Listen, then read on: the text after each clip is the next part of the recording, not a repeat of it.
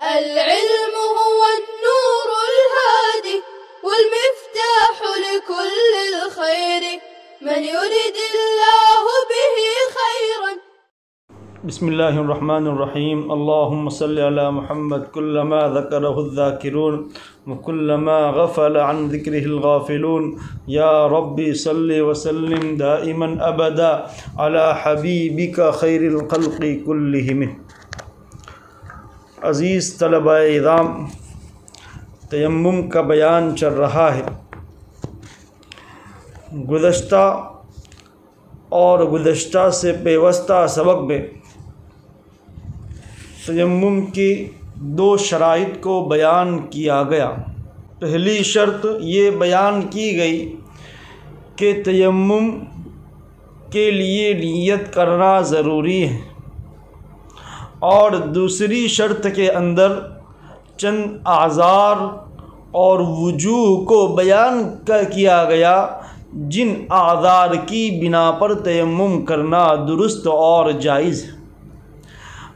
آج کے سبق میں یہ تیسری شرط بیان کر رہے ہیں. تیسری شرط، تیمم کسی ایسی پاک چیز سے کیا جائے جو زمین کی ہی جنس میں سے ہو. یہ بتا رہے ہیں کہ تیمم کرنے کے لیے کسی بھی چیز پر ہاتھ مارنا کافی نہیں ہے، بلکہ تیمم صرف اور صرف پاک مٹی پر کرنا جائز ہے.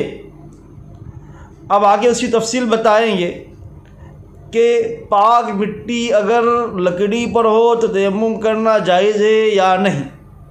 یہاں فرما رہے ہیں جیسے مٹی، ریت، پتھر، گچ، چونا، سرما وغیرہ.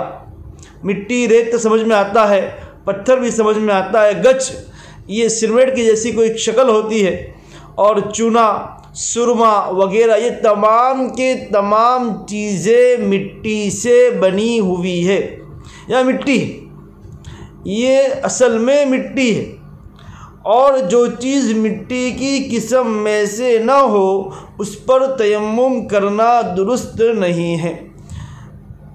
لکڑی ہے، لوہا ہے، کپڑا ہے، کھانے پینے کی چیزیں ہیں، یہ مٹی نہیں ہے اور نہ مٹی کی قسم میں سے، تو ان پر تیمم کرنا جائز نہیں. جیسے سونا، چاندی، گیہوں، لکڑی، کپڑا اور اناج وغیرہ. ہاں البتہ ان چیزوں پر مٹی اور گرد لگا ہوا ہو تو اس پر تیمم کرنا جائز ہے. چنانچہ اس سے معلوم ہو گیا کہ اگر گاڑی وغیرہ کی سیٹ یا فرنیچر پر مٹی لگی ہوئی ہو تو اس صورت میں سیٹ پر ہاتھ مار کر تیمم کیا جا سکتا ہے. اس کے اندر دو باتیں بتائی. سب سے پہلی بات تو یہ بتائی کہ مٹی یا اس کی جنس سے جو چیز ہوگی اس پر تیمم کرنا جائز ہے، اور جو چیز مٹی کی جنس سے نہیں ہوگی اس پر تیمم کرنا جائز نہیں. اب دوسری بات یہ بتا رہے ہیں کہ ہاں اگر وہ چیزیں ہوں جو مٹی کی قسم میں سے نہیں ہیں، جیسے سونا ہے، چاندی ہے، لکڑی ہے، گیہوں وغیرہ ہے، یہ تمام کے تمام چیزیں نہ مٹی ہے اور نہ مٹی کی قسم میں سے، لیکن اگر مٹی یا گرد و غبار ان چیزوں پر لگا ہوا ہو، یا گاڑی کی سیٹ ہے، اب گاڑی کی سیٹ پر دھول لگی ہوئی ہے، مٹی لگی ہوئی ہے، آپ اس پر تیمم کر سکتے ہیں. گھر کا فرنیچر ہو، ٹیبل ہو، اس کے اوپر اگر مٹی یا اس جیسی کوئی چیز لگی ہوئی ہے، گری ہوئی ہے، دھول ہے، تو اس کے اوپر تیمم کر سکتے ہیں. وہ فرما رہے ہیں چنانچہ اس سے معلوم ہو گیا کہ اگر گاڑی وغیرہ ٹرین میں سفر کر رہے ہیں، پوری باڈی لوہے کی ہے لیکن اس کے اوپر مٹی ہے، لیکن آپ کو معلوم ہو کہ مٹی بھی پاک ہے، صاف، تو اس مٹی کے اوپر ہاتھ مار کر ٹرین کے لوہے پر یا سیٹ کے اوپر اگر گرد و غبار لگا ہوا ہو تو اس پر ہاتھ مار کر تیمم کر سکتے ہیں۔ زمین کی جنس میں سے ہونے کا مطلب، پیچھے ایک جملہ بتایا کہ زمین کی جنس میں سے ہو۔ اب سوال یہ ہوتا ہے کہ زمین کی جنس کا کیا مطلب، ہم کیسے سمجھیں گے کہ یہ زمین کی جنس میں سے ہے؟ اس کو سمجھانے کے لیے بتایا جو چیزیں جلانے سے نہ جلے، پگھلانے سے نہ پگھلے اور مٹی میں سے مل جانے سے نہ گلے، تو ایسی اشیاء مٹی کی جنس میں داخل ہے۔ جو چیزیں آگ میں ڈالو تو نہ جلے نہ پگھلے، اس لیے کہ لکڑی یہ جل جاتی ہے اور سونا یہ پگھل جاتا ہے، چاندی یہ پگھل جاتی ہے، یہ چیزیں زمین کی جنس سے نہیں۔ اگر کوئی چیز زمین کی جنس سے ہوگی وہ جلانے سے جلے گی نہیں، اور اگر اس کو آگ میں ڈالیں گے تو پگھلے گی نہیں، اور اگر اس کو مٹی میں ملا دیا جائے تو مٹی میں مل بھی نہیں جائے گی۔ اگر جو چیز مٹی میں گل مل جائے، جیسے پلاسٹک ہے، اگر اس کو مٹی میں ڈالا جائے تو ایک زمانے کے بعد پلاسٹک ختم ہو جاتا ہے، یا اور کوئی چیز ہو، لوہا ہو، وہ بھی ختم ہو جاتا ہے، تو وہ زمین کی جنس میں سے نہیں۔ جیسے ریت، پتھر وغیرہ، پتھر کو آگ میں ڈالو نہ جلتا ہے اور نہ پگھلتا ہے، خواہ وہ پتھر وغیرہ صاف ستھرا کیوں نہ ہو۔ یعنی اگر پتھر پر دھول لگی ہو یا نہ لگی ہو، ایک چٹان ہے، ایک بڑا پتھر ہے، وہ بالکل صاف ستھرا ہے، اس پر بھی آپ ہاتھ مار کر تیمم کر سکتے۔ کیوں؟ اس لیے کہ پتھر بذات خود زمین کی جنس میں سے ہے، اس پر گرد و غبار یا مٹی کا ہونا شرط نہیں ہے۔ اصل میں مقصود مٹی یا مٹی کی جنس پر ہاتھ مارنا ہے، ہاتھ کو دھول میں گرد کرنا نہیں ہے، دھول میں ڈالنا نہیں ہے، خواہ وہ پتھر وغیرہ صاف ستھرا کیوں نہ۔ اور جو چیزیں جلانے سے جل جائیں، پگھلانے سے پگھل جائیں اور مٹی میں ملانے کی صورت میں گل جائیں، تو یہ چیزیں مٹی کی جنس میں داخل نہیں ہیں، ان پر تیمم کرنا جائز نہیں ہے۔ جیسے لوہا، سونا، چاندی، کپڑا، کاغذ اور لکڑی وغیرہ۔ اسی طرح کسی ناپاک چیز پر گرد و غبار ہو تو اگر وہ گرد اور غبار اس پر خشکی کی حالت میں پڑا ہو اور اس میں تیمم کرنے کی صورت میں نجاست کے کسی چیز کے آنے کا خوف نہ ہو تو تیمم کرنا جائز ہے۔ ایک ناپاک چیز ہے اور وہ سوکھ گئی تھی اور اس کے اوپر مٹی پڑی ہوئی، اور اگر آپ تیمم کے لیے ہاتھ ماریں گے تو ناپاکی آپ کے ہاتھ میں آنے کا خطرہ نہ ہو، تو اس ناپاک چیز پر پڑی ہوئی پاک مٹی سے تیمم کرنا جائز ہے۔ وجہ اس کی کیا ہے؟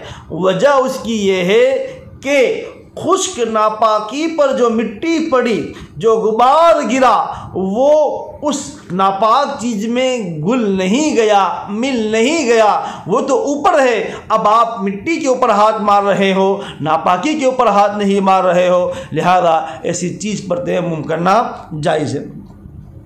اسی طرح کسی حیوان یا انسان یا خود اپنے اعضاء پر مٹی یا غبار ہو، کسی جانور کے اوپر مٹی لگی ہوئی ہے یا کسی دوسرے انسان کے اوپر مٹی لگی ہوئی، آپ اس پر ہاتھ مارو اور تیمم کر سکتے ہیں۔ اسی طرح خود اپنے اعضاء پر آپ کہیں جا رہے تھے، کسی گاڑی کی وجہ سے دھول اڑی اور آپ کے چہرے پر، آپ کے ہاتھ پر وہ دھول آ کر گری اور آپ نے تیمم کی نیت سے ہاتھ کو منہ پر اور ہاتھوں پر مسح کر لیا تو آپ کا تیمم ہو جائے گا، اس لیے کہ مقصود مٹی کو، مٹی والے ہاتھ کو پھرانا ہے۔ اگر کوئی ایسی چیز مٹی میں مل جائے جس سے تیمم کرنا جائز نہیں تو غالب کا اعتبار ہوگا۔ مٹی کے اندر اگر کوئی ایسی چیز مل جائے جو مٹی کی جنس میں سے نہیں، جو جلانے سے جل جاتی ہے، پگھلانے سے پگھل جاتی ہے یا مٹی میں گل مل جاتی ہے، جیسے لکڑی کی بھوسی، اب یہ چیز مٹی میں مل گئی اور آپ کے پاس اس کے علاوہ کوئی دوسری مٹی نہیں ہے، ریت نہیں ہے، تو غالب کا اعتبار ہوگا کہ غالب ریت ہے، مٹی ہے، یا پھر وہ چیز ہے جو اس میں گھل مل گئی ہے۔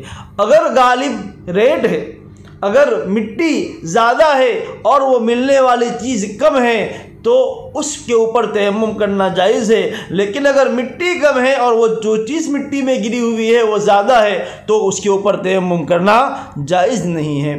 اسی طرح اناج مثلا گیہوں، جو، باجرہ وغیرہ پر گرد گرا ہوا ہو، جیسے میں پیچھے بتایا کہ اگر جلانے سے جلنے والی چیز کے اوپر اگر گرد و غبار ہو اس پر ہاتھ مار کر تیمم کرنا جائز ہے، اسی طرح کھانے پینے کی چیز اور اناج کے اوپر بھی مٹی ہو اور اس کے اوپر ہاتھ مار کر تیمم کرے تو تیمم کرنا جائز ہوگا۔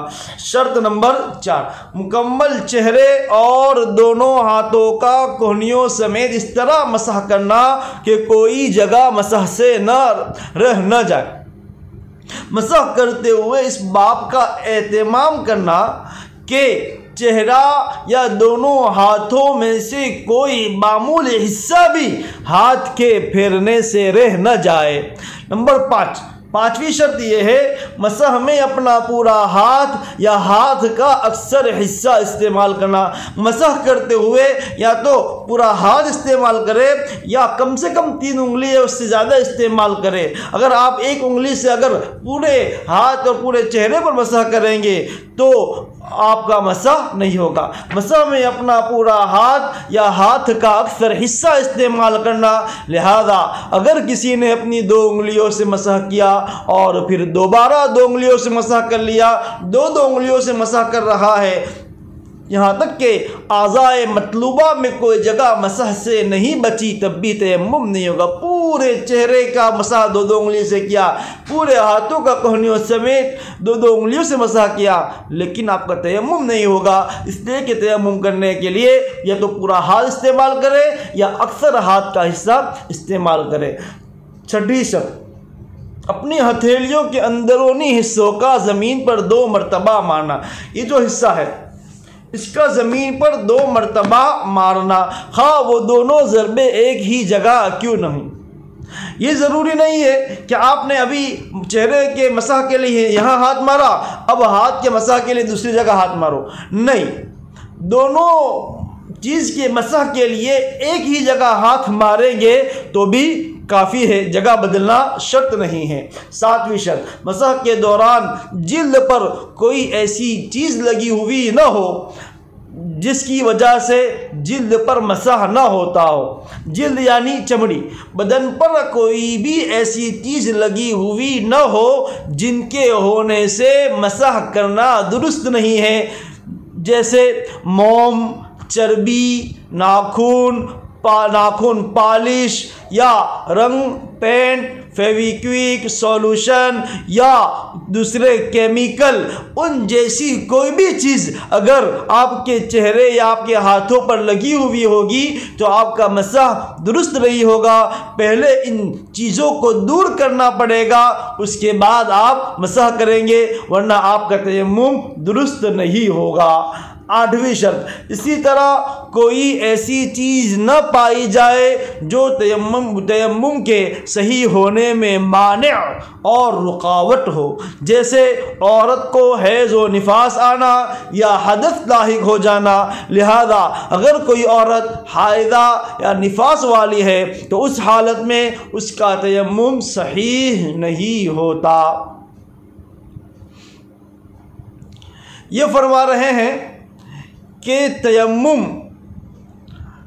کرنے کے لیے ایسی کوئی چیز کا نہ پایا جانا جو تیمم کے لیے رکاوٹ ہو، جیسے اگر کسی عورت کو حیض آ رہا یا کسی عورت کو نفاس چل رہا ہے، اب وہ تیمم کرے تو اس کا تیمم درست ہی نہیں، کیونکہ تیمم کرنے کے لیے تیمم کرنے کے لیے ناپاکی سے پاک ہونا ضروری ہے۔ فی الحال حیض کے ایام جاری ہے اور یا نفاس کے ایام جاری ہے، ایسی حالت میں آپ پاکی حاصل نہیں کر سکتے، یا دوران تیمم حدث لاحق ہو گیا تو بھی تیمم نہیں کر سکتے۔ لہذا اگر کوئی عورت حائضہ یا نفاس والی ہے تو اس حالت میں اس کا تیمم صحیح نہیں ہو۔ اچھا، ایک مسئلہ یہ ہے کہ کسی شخص نے وضو اور غسل دونوں کے لیے ایک ہی تیمم کیا۔